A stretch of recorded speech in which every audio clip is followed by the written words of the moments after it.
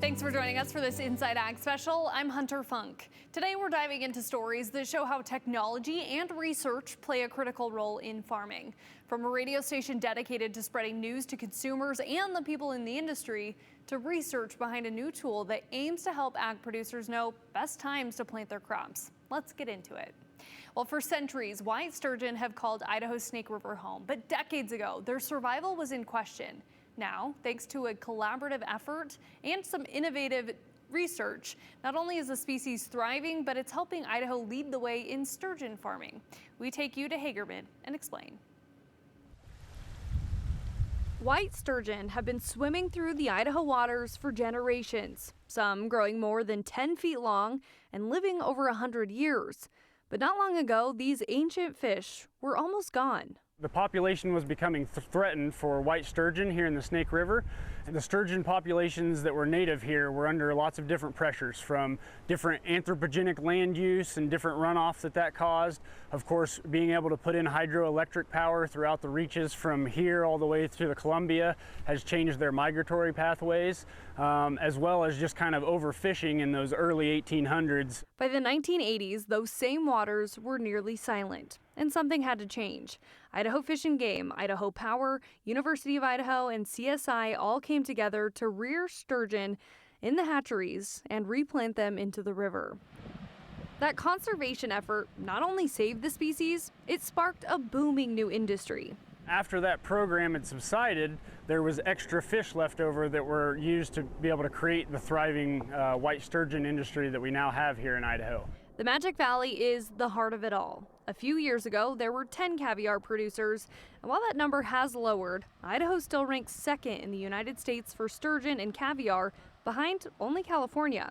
And chefs across the country are taking notice. Many chefs will tell you that the white sturgeon here in Idaho produce some of the most sought-after caviar, particularly within the nation, but internationally as well. But producing that prized caviar isn't easy or cheap. For a caviar fish, you're going to hold on to that female for some 14 years before you're able to harvest caviar. So you can think about kind of the liability, cost, and risk that goes into that. That's why researchers at the University of Idaho are now focused on one thing: the fish's diet. We've put a lot of effort into researching ways to improve the nutritional inputs. So can we reduce the cost of those ingredients that go into the diets while we're still producing a high-performing diet that takes care of all the nutritional requirements of sturgeon, but at a lower price point? They work on balancing protein, fats, and carbs to make it cheaper for producers to run the business. They're not just looking at growth, but making sure fish stay healthy and produce top-quality caviar and fillets. We also had to watch and make sure that these diets weren't causing excess of visceral fat, where those fish would be depositing excess nutrients in the internal cavity of the fish. So we made sure that we were selecting a diet that was actually growing harvestable fillet product or creating a more valuable caviar egg clutch as well. It's research that could help keep Idaho's sturgeon industry profitable for decades to come. Being able to reduce some of those input costs in the production pipeline is going to help those businesses, continue to thrive and push out the valuable products that they have for consumers. As for fishing for sturgeon, all must be released unharmed, and it's illegal to remove a sturgeon from the water. It's called low-impact fishing, and it helps keep the population strong for the next generation of Idahoans. Knowing when to plant and when to spray for pests, it's essential knowledge in the world of farming. Coming up, how a local researcher's new online tool is giving ag producers exact science for planting their crops.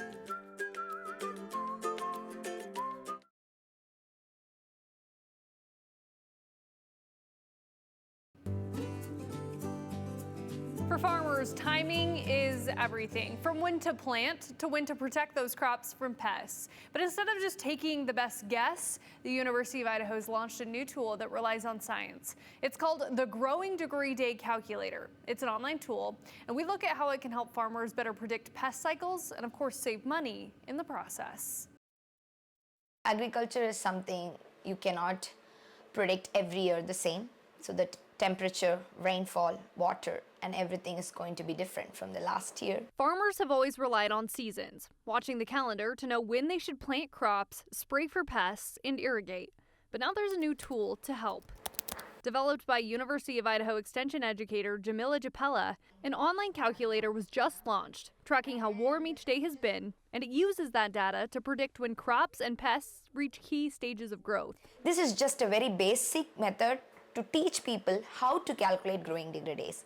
Instead of doing it manually, just give your different inputs and get your growing degree day for today. It's called the Growing Degree Day Calculator, and it's designed to replace guesswork with science. A growing degree day measures how much heat accumulates in a 24-hour period. The calculator pulls that temperature data from weather stations across Idaho, giving farmers a localized snapshot of how crops and pests are developing in real time. By matching heat units to biological events, like when a pest hatches or a crop starts to flower, farmers can plan better when to scout fields or apply treatments, saving time and money. There are options to select your location, whichever locations nearby or the same location you wanted to choose. When you click on that calculate, it just gives you the total growing degree days for the months you have. She's working to add more to the system over time, like more of Idaho's major crops along with site-specific pest and disease models. That will allow growers to see exactly when pests become active, can cause damage, and when crops hit critical growth stages. While she says the initial launch has seen positive reactions from farmers, she's working to make the system more robust. I need more input and data from different researchers and also collaborations for funding to include the different the best methods, like you have all the sine curves and different pest models for every specific pest. So to input that into the specific region and specific key pest, I really need collaborations and fundings and research input to do more research. She says it also is a way for farmers to use their time and resources better. So they can set up traps for pests at the right time, which helps them nail down exactly what time to spray pesticides on their farm, which helps them make smarter, more sustainable decisions, and again, save money. The calculator is available on the Pacific Northwest Pest Alert Network website, which we have a link to on our website. It is important to be able to shop local when we can. One, because it's fresh, right?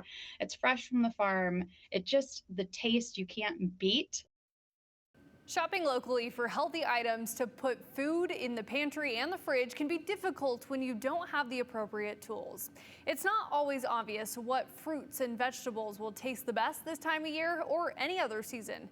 That's why it's helpful to know how to shop in season. In the warmer months, farmer markets are a great place to start in learning where your food is coming from and what will taste best.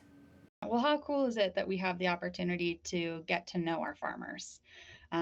They do so much for us, and it's such an easy touch point for us to be able to go to that farmer's market and have that direct connection with them, knowing where your food comes from. I feel like, there's more transparency around it. It's easier to find when you know the farmers more.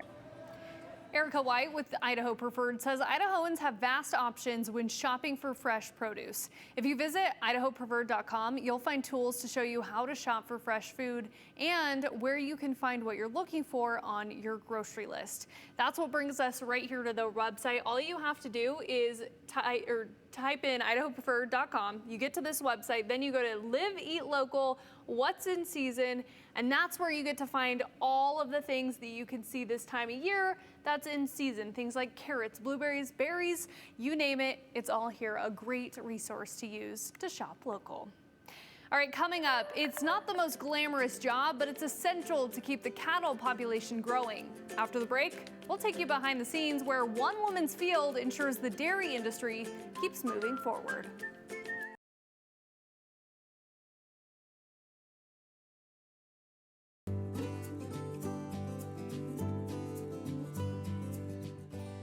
We could make like a TV show instead of like dirty jobs, but we did odd jobs. I think Idaho would probably win. Well, like any office needs a person to drop off the printer paper or take the phone calls, there are odd jobs in Idaho's ag industry that you might not think about. We shadowed one of those jobs, and it plays a big role in how dairy operations remain successful in Idaho.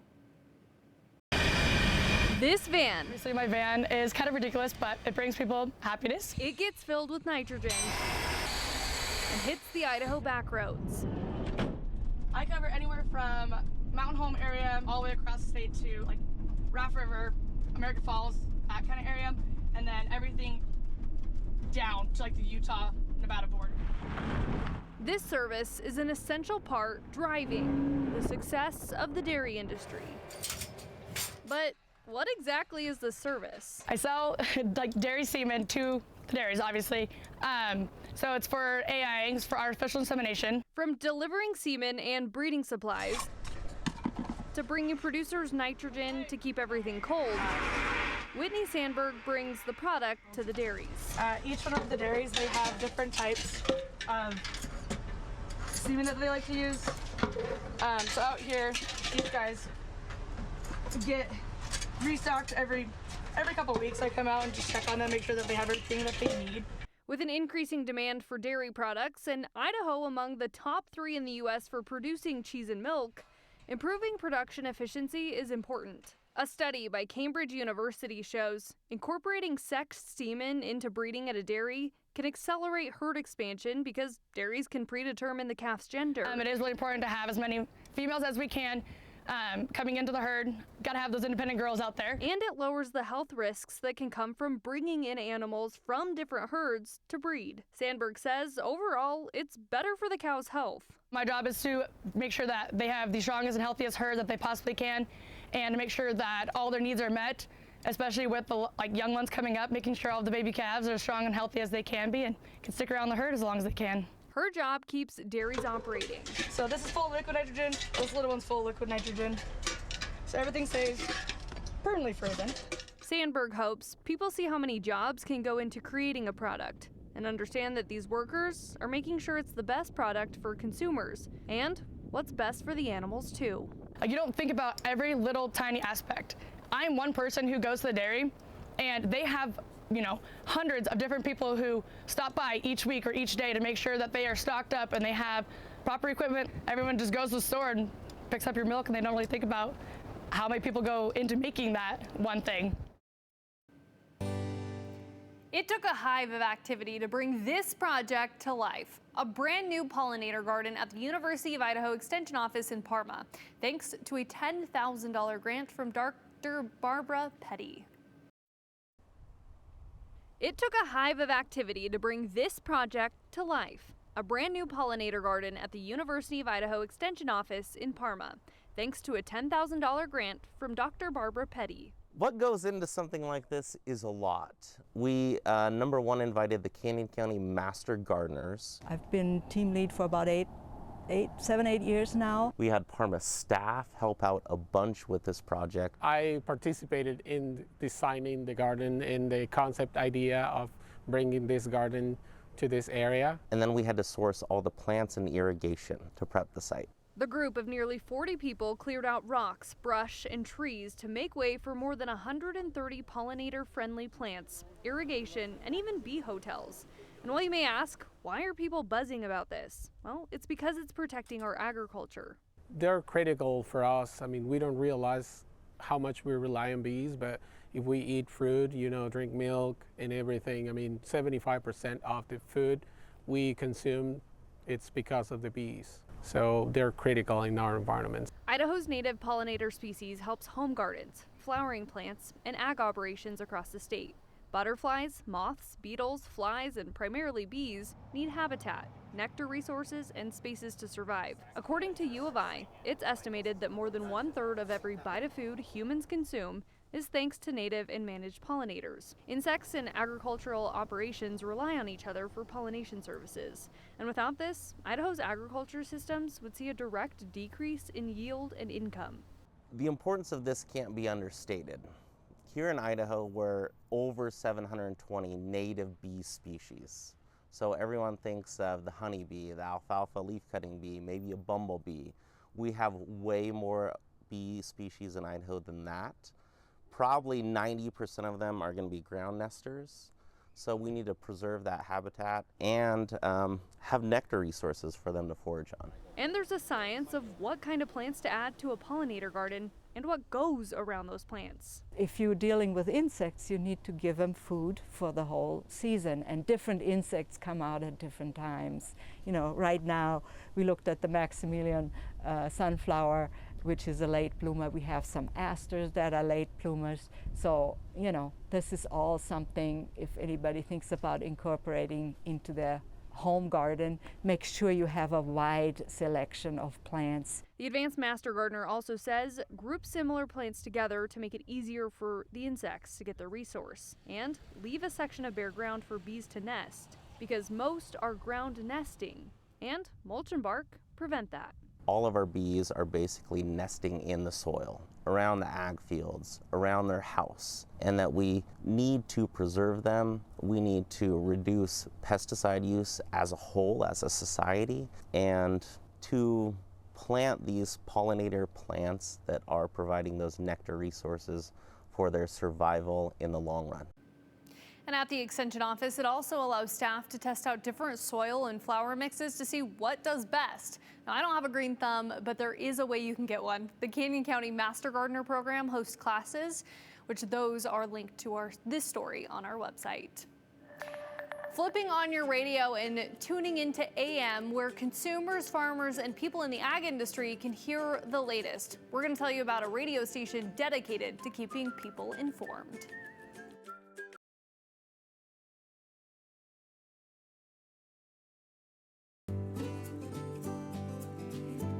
AM radio. For decades, it's been a lifeline for rural America. But in recent years, AM stations have been going silent, including one in eastern Idaho. We show you it's back on the air with a new mission to serve the people who keep Idaho's ag industry running. In the early 1900s, if you wanted to know what was going on, you kicked on the radio and switched to your AM channel. From cash to crops, it's KNBL, Idaho Falls, Farm Country 1260. It connected rural towns to the rest of the world with live news, sports, and music. But the rise of FM and streaming pushed many AM stations off the dial, including this one in Idaho Falls. When I started back in March, this station was actually what we call dark. It had been taken off the air by my predecessor, from what I understand, mainly for business reasons, but probably cost-cutting measures from what I can gather. And so when I started in March, I basically had till the end of June to decide whether to sell it, donate it to some other entity, or turn it back into the FCC. Well, instead of letting it fade away,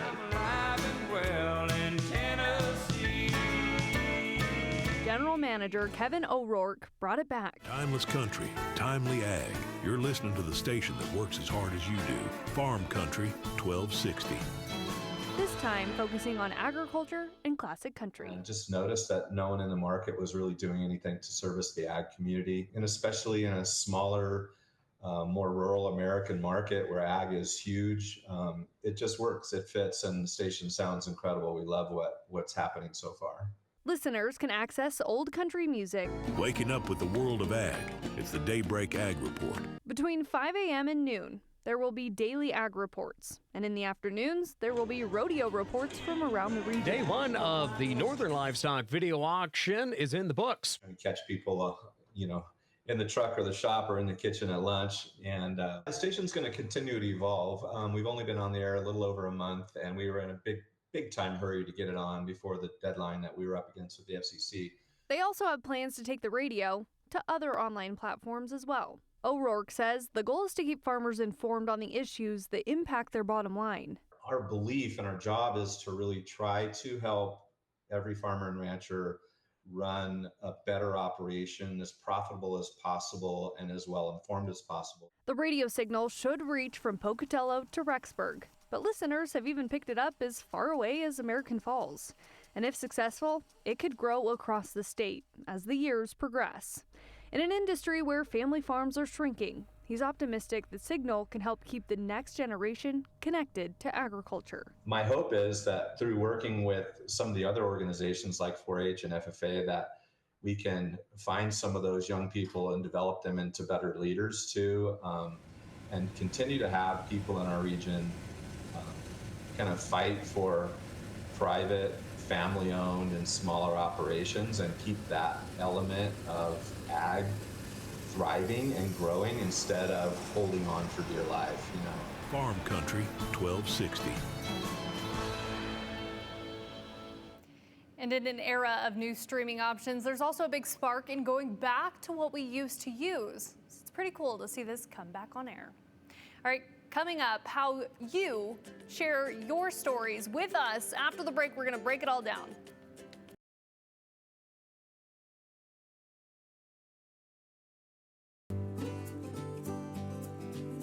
Well, thanks for joining us. You can find more of our stories at ktvb.com. And do you have an ag story that you want to share with us? Be sure to send us your story idea at insideag@ktvb.com, or you can text us 208-321-5614. Any of those story ideas, be sure to send them our way. Well, thanks for watching this Inside Ag special. Hopefully you learned a thing or two. We'll see you later.